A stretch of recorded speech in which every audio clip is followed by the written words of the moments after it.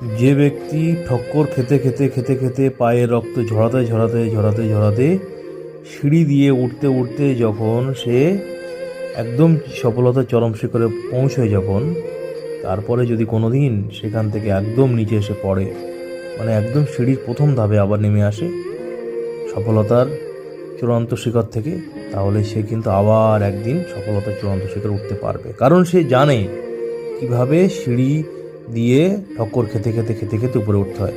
কিন্তু যারা শর্টকাটে, কারোর মাধ্যমে, কারোর সাহায্য নিয়ে, কারোর অনুগ্রহে লিফটের মাধ্যমে সিঁড়ির অনেক উপরে ওঠে, তারা যদি একবার নিচে নেমে যায় সেখান থেকে কিন্তু উপরে উঠতে পারবে না কোনো দিন। কারণ তারা সিঁড়ি উঠতে হয় কীভাবে সেটাই তো জানে না, কোন পথে গেলে সফলতা আসে সেই পথটাই তো জানে না।